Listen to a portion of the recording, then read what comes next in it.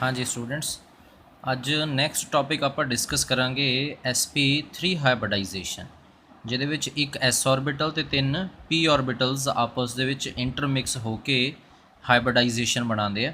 ਸੋ ਇਹਦੇ ਵਿੱਚ ਦੇਖੋ ਤੁਸੀਂ, ਜੇ ਟੋਟਲ 100% ਹਾਈਬ੍ਰਿਡਾਈਜੇਸ਼ਨ ਹੁੰਦੀ ਹੈ ਤਾਂ s ਪਾਰਟ ਇੱਕ ਮੋਲੀਕਿਊਲ ਹੈ ਤੇ 3 ਪਾਰਟਸ ਜਿਹੜੇ ਆ ਉਹ p ਆਰਬਿਟਲ ਦੇ ਆ। ਸੋ ਇਹਦਾ ਮਤਲਬ 1/4 ਪਾਰਟ ਇਹਦੇ ਕੋਲ ਰਹਿ ਜਾਂਦਾ sp3 ਹਾਈਬ੍ਰਿਡਾਈਜੇਸ਼ਨ ਦੇ ਵਿੱਚੋਂ, ਤੇ 3/4 ਪਾਰਟ ਇਹਦੇ ਕੋਲ ਰਹਿ ਜਾਂਦਾ। ਮਤਲਬ ਇੱਥੇ 25% ਐਸ ਕਰੈਕਟਰ ਹੈ ਤੇ 75% ਪੀ ਕਰੈਕਟਰ ਹੁੰਦਾ ਹੈ sp3 ਹਾਈਬ੍ਰਿਡਾਈਜੇਸ਼ਨ ਦੇ ਵਿੱਚ। ਸੋ ਇਹੀ ਆਪਾਂ ਇੱਥੇ ਡਿਸਕਸ ਕਰਾਂਗੇ। ਇਨ sp3 hybridisation 1s and 3 p orbitals intermix with each other to form 4 sp3 hybrid orbitals। ਸੋ ਇਹਦੇ ਵਿੱਚ ਕਿਆ ਕਹਿੰਦੇ, ਇਸ sp3 ਹਾਈਬ੍ਰਿਡਾਈਜੇਸ਼ਨ ਦੇ ਵਿੱਚ ਇੱਕ s ਆਰਬਿਟਲ ਤੇ ਤਿੰਨ p ਆਰਬਿਟਲਸ ਜਿਹੜੇ ਆ ਉਹ ਆਪਸ ਦੇ ਵਿੱਚ ਇੰਟਰਮਿਕਸ ਹੋ ਕੇ sp3 ਹਾਈਬ੍ਰਿਡਾਈਜ਼ਡ ਆਰਬਿਟਲਸ ਬਣਾਉਂਦੇ ਆ। In this s orbital has 25% and p orbitals have 75% character. ਦੱਸਿਆ ਤੁਹਾਨੂੰ 25% s ਕਰੈਕਟਰ ਹੈ ਤੇ 75% p ਕਰੈਕਟਰ ਹੁੰਦਾ। ਇਹ ਜਿਹੜਾ ਹੈ ਐਸ ਕਰੈਕਟਰ ਜਾਂ ਪੀ ਕਰੈਕਟਰ, ਇਸ 'ਤੇ ਬੇਸਡ ਰਿਐਕਟੀਵਿਟੀ ਵੀ ਆਪਾਂ ਡਿਸਕਸ ਕਰਦੇ ਹਾਂ, ਇਸ ਕਰਕੇ ਤੁਹਾਨੂੰ ਇੱਥੇ ਦੱਸਿਆ ਜਾ ਰਿਹਾ। ਇੱਥੇ ਇਹ ਰਿਐਕਟੀਵਿਟੀ ਇਹਨਾਂ 'ਤੇ ਬੇਸਡ ਅੱਗੇ ਜਾ ਕੇ ਤੁਸੀਂ ਡਿਸਕਸ ਕਰੋਗੇ। ਸੋ ਇੱਥੇ ਆਪਾਂ sp3 ਹਾਈਬ੍ਰਿਡਾਈਜੇਸ਼ਨ ਦੇ ਵਿੱਚ ਡਿਫਰੈਂਟ ਮੋਲੀਕਿਊਲਸ ਜੋ ਹੈ ਉਹਨਾਂ ਦੇ ਬਾਰੇ ਇੱਥੇ ਡਿਸਕਸ ਕਰਾਂਗੇ। ਫੋਰ ਐਗਜ਼ਾਮਪਲ, ਸਭ ਤੋਂ ਪਹਿਲੇ ਨੰਬਰ 'ਤੇ ਹੈ ਮੀਥੇਨ ਮੋਲੀਕਿਊਲ, CH4 ਜਿਹੜਾ ਮੀਥੇਨ, ਇੱਥੇ ਇਹਨੂੰ ਬ੍ਰੈਕਟ ਦੇ ਵਿੱਚ ਲਿਖ ਦਈਏ। ਮੀਥੇਨ ਮੋਲੀਕਿਊਲ ਇਹ sp3 ਹਾਈਬ੍ਰਿਡਾਈਜੇਸ਼ਨ ਸ਼ੋ ਕਰਦਾ। ਇਹਦੇ ਵਿੱਚ ਸੈਂਟਰਲ ਐਟਮ ਕਾਰਬਨ ਹੈ, ਅਟੋਮਿਕ ਨੰਬਰ 6 ਹੈ। ਸੋ ਆਊਟਰ ਇਲੈਕਟ੍ਰੋਨਿਕ ਕਨਫੀਗਰੇਸ਼ਨ ਜੇ ਲਿਖੀਏ 2s2 2p2, outer most shell 'ਚ 4 ਇਲੈਕਟ੍ਰੋਨ ਹੁੰਦੇ ਆ ਤੇ ਉਹ ਕਿਵੇਂ ਫਿਰ 4 ਹਾਈਡਰੋਜਨ ਦੇ ਨਾਲ ਸ਼ੇਅਰ ਕਰਦਾ ਹੈ, ਕਿਵੇਂ ਹਾਈਬ੍ਰਿਡਾਈਜੇਸ਼ਨ ਹੁੰਦੀ ਹੈ, ਉਹ ਆਪਾਂ ਇੱਥੇ ਡਿਸਕਸ ਕਰਾਂਗੇ। In this methane molecule central atom is carbon and has atomic number 6 and its electronic configuration is 1s2 2s2 2p2. It has 4 electrons in its outermost shell. We know that the 2s orbital of carbon is completely filled. ਇੱਥੇ ਵੀ ਆਪਾਂ ਜਾਣਦੇ ਕਹਿੰਦੇ ਕਿ ਜਿਹੜਾ 2s orbital ਹੈ carbon ਦਾ ਉਹ completely filled ਹੈ and we cannot attach 4 hydrogen atoms to it। ਤੇ ਫਿਰ ਕਹਿੰਦੇ ਆਪਾਂ 4 ਹਾਈਡਰੋਜਨ ਐਟਮਸ ਇੱਥੇ ਨਹੀਂ ਅਟੈਚ ਕਰ ਸਕਦੇ। ਕਿਵੇਂ?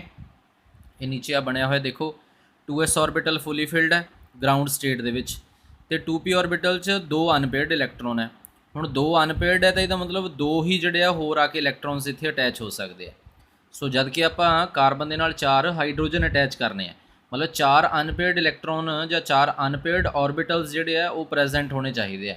ਸੋ ਇਸ ਕੰਮ ਲਈ ਫਿਰ ਕਿਆ ਕੀਤਾ ਜਾਂਦਾ, 2s ਆਰਬਿਟਲ ਦੇ ਵਿੱਚੋਂ ਇੱਕ ਇਲੈਕਟ੍ਰੋਨ ਜੋ ਹੈ ਉਹਨੂੰ ਐਕਸਾਈਟ ਕਰਕੇ ਨੈਕਸਟ 2p ਆਰਬਿਟਲ ਜੋ ਵੇਕੈਂਟ ਹੈ ਉਹਦੇ ਵਿੱਚ ਭੇਜ ਦਿੱਤਾ ਜਾਂਦਾ। ਇੱਥੇ ਦੇਖੋ ਇਨ ES ਐਕਸਾਈਟਡ ਸਟੇਟ।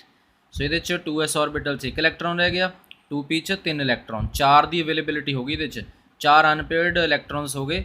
ਸੋ 4 ਫਿਰ ਇੱਥੇ ਹਾਈਡਰੋਜਨ ਦੇਖੋ ਅਟੈਚ ਕੀਤੇ ਹੋਏ ਆ ਨਾਲ, ਤੇ ਫਿਰ ਇਹਨਾਂ ਨੂੰ ਉਹ ਡੋਟਡ ਜਿਹੜਾ ਹੈ ਉਹ ਇੱਕ ਬਾਕਸ ਜਿਹਾ ਉਹਦੇ ਵਿੱਚ ਫਿਕਸ ਕਰ ਦਿੱਤਾ। s ਆਰਬਿਟਲ ਹੋ ਗਿਆ, 3 p ਆਰਬਿਟਲ ਹੋ ਗਏ ਜਿਨ੍ਹਾਂ ਨੇ ਇੰਟਰਮਿਕਸਿੰਗ ਕੀਤੀ ਹੈ। ਸੋ ਇੱਥੇ ਫਿਰ ਹਾਈਬ੍ਰਿਡਾਈਜੇਸ਼ਨ ਹੋ ਗਈ ਸਾਡੇ ਕੋਲ sp3। ਸੋ ਉਹੀ ਚੀਜ਼ ਇੱਥੇ ਲਿਖੀ ਹੋਈ ਹੈ। So for this purpose, one of the electron from 2s orbital is promoted to the next vacant 2p orbital। ਇਸ ਕੰਮ ਦੇ ਲਈ ਕਹਿੰਦੇ ਫਿਰ ਇੱਕ ਇਲੈਕਟ੍ਰੋਨ ਜਿਹੜਾ 2s orbital ਦਾ ਉਹਨੂੰ ਪ੍ਰੋਮੋਟ ਕਰਕੇ ਨੈਕਸਟ ਜਿਹੜਾ ਵੇਕੈਂਟ 2p orbital ਇੱਕ ਪਿਆ ਹੈ ਉਹਦੇ ਵਿੱਚ ਭੇਜ ਦਿੱਤਾ ਜਾਂਦਾ ਹੈ by making the valency of 4 unpaired electrons, ਤਾਂ ਜੋ ਫਿਰ ਕਹਿੰਦੇ 4 unpaired electrons ਦੀ valency ਬਣ ਸਕੇ। Then 1 2s orbital and 3 2p orbitals hybridized with 4 hydrogen atoms to form sp3 hybridization। ਸੋ ਫਿਰ ਉਸ ਸਮੇਂ ਕਹਿੰਦੇ ਇੱਕ 2s orbital ਤੇ 3 2p orbitals ਜਿਹੜੇ ਆ ਉਹ 4 ਹਾਈਡਰੋਜਨ ਐਟਮਸ ਦੇ ਨਾਲ ਇੰਟਰਮਿਕਸ ਹੋ ਕੇ ਉਹਨਾਂ ਦੇ ਇਲੈਕਟ੍ਰੋਨਸ ਜਿਹੜੇ ਆ ਉਹ ਸ਼ੇਅਰ ਕਰਕੇ sp3 ਹਾਈਬ੍ਰਿਡਾਈਜੇਸ਼ਨ ਬਣਾ ਲੈਂਦੇ ਆ। ਸੋ ਇਹ ਫਸਟ ਐਗਜ਼ਾਮਪਲ ਹੋ ਗਈ ਸਾਡੇ ਕੋਲ sp3 ਹਾਈਬ੍ਰਿਡਾਈਜੇਸ਼ਨ ਦੇ ਵਿੱਚ ਮੀਥੇਨ ਮੋਲੀਕਿਊਲ ਦੀ। ਤੇ ਨੈਕਸਟ ਦੂਜੀ ਐਗਜ਼ਾਮਪਲ ਹੈ ਅਮੋਨੀਆ ਮੋਲੀਕਿਊਲ, NH3 ਮੋਲੀਕਿਊਲ। ਇਹਦੇ 'ਚ central atom nitrogen, atomic number 7 ਹੁੰਦਾ ਤੇ ਇਲੈਕਟ੍ਰੋਨਿਕ ਕਨਫੀਗਰੇਸ਼ਨ ਹੁੰਦੀ ਹੈ 1s2 2s2 2p3।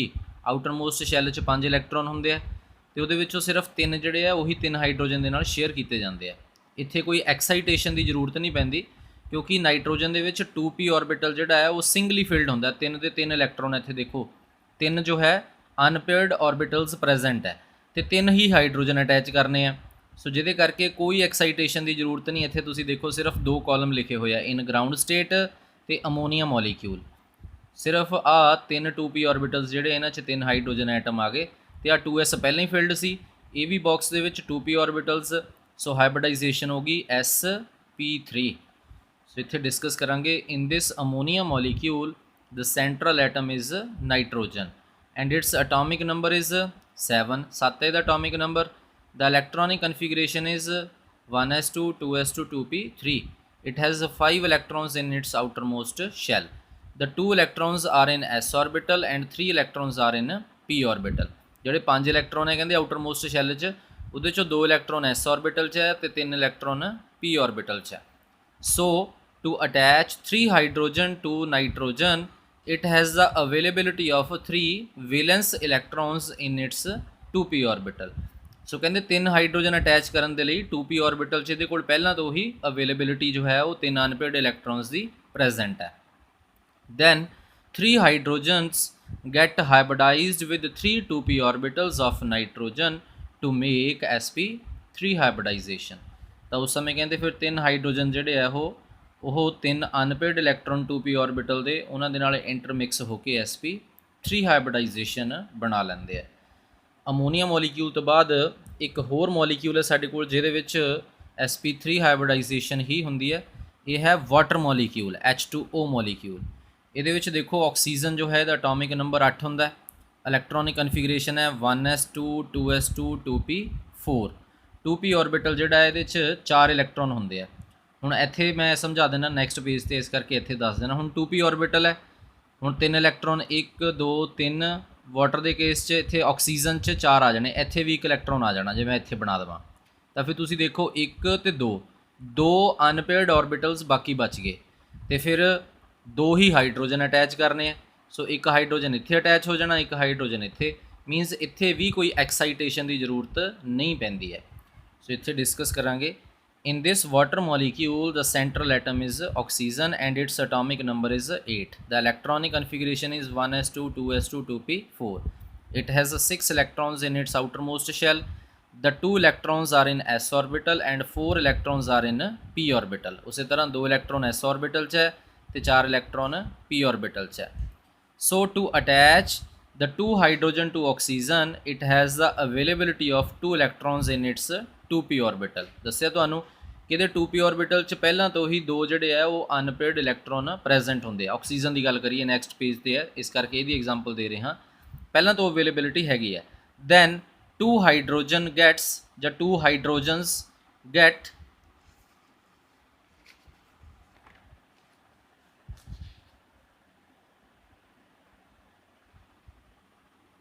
hybridized with 2p orbitals of oxygen to form sp3 hybridization। ਦੇਖੋ ਆ ਬਣਿਆ ਹੋਇਆ in ground state oxygen 8 2s orbital 'ਚ 2 2p ऑर्बिटल 'ਚ 4 ਇਲੈਕਟ੍ਰੋਨ। ਸੋ ਇਹ ਤਾਂ ਪਹਿਲਾਂ ਹੀ ਫੁੱਲੀ ਫਿਲਡ ਹੈ, ਆ ऑर्बिटल ਤੇ ਇਹ ऑर्बिटल ਸਿੰਗਲੀ ਫਿਲਡ ਹੈ। ਸੋ ਮੀਨਸ ਇੱਥੇ ਵੀ ਐਕਸਾਈਟੇਸ਼ਨ ਦੀ ਕੋਈ ਜ਼ਰੂਰਤ ਨਹੀਂ, ਪਹਿਲਾਂ ਤੋਂ ਹੀ ਅਵੇਲੇਬਿਲਿਟੀ ਪ੍ਰੈਜ਼ੈਂਟ ਹੈ। 2 ਅਨਪੇਅਰਡ ਇਲੈਕਟ੍ਰੋਨ ਜਿਹੜੇ ਹੈ ਉਹ ਪ੍ਰੈਜ਼ੈਂਟ ਹੈ, 2 ਹਾਈਡਰੋਜਨ ਇੱਥੇ ਅਟੈਚ ਹੋ ਸਕਦੇ ਆ। ਸੋ ਇੱਥੇ ਕੋਈ ਐਕਸਾਈਟਡ ਸਟੇਟ ਨਹੀਂ ਬਣਾਈ। ਉਸੇ ਤਰ੍ਹਾਂ ਵਾਟਰ ਮੋਲੀਕਿਊਲ ਇਹਦੇ 'ਚ 2s 'ਚ 2 ਇਲੈਕਟ੍ਰੋਨ ਹੈ, 2p 'ਚ ਆ 2 ਇਲੈਕਟ੍ਰੋਨ ਆਪਣੇ ਹੈ। ਆ ਇਲੈਕਟ੍ਰੋਨ ਦੇਖੋ ਇੱਕ ਐਰੋ ਪਾਇਆ ਹੋਇਆ, ਡਾਊਨਵਰਡ ਇਲੈਕਟ੍ਰੋਨ 1 ਹਾਈਡਰੋਜਨ, ਦੂਜਾ ਡਾਊਨਵਰਡ ਇਲੈਕਟ੍ਰੋਨ ਦੂਜਾ ਹਾਈਡਰੋਜਨ।